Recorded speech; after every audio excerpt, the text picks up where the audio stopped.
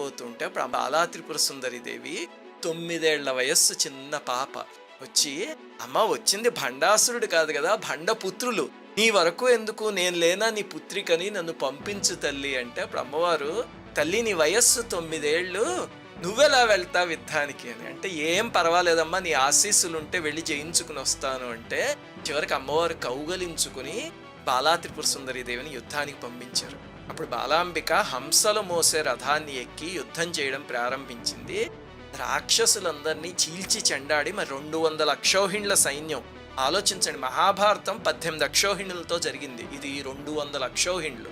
అప్పుడు నారాయణాస్త్రాన్ని ప్రయోగించి ఆ సైన్యం మొత్తాన్ని భస్మం చేసేసారు. 30 మంది భండాసుర పుత్రుల శిరస్సుల్ని నరికి పారేసింది బాలామ్మవారు. అప్పుడు ఆవిడ పరాక్రమం చూసి లలితమ్మవారు పొంగిపోయారు. అదే లలితా సహస్రనామంలో భండపుత్ర వధోద్యుక్త బాలా విక్రమనందిత అని చెప్తారు.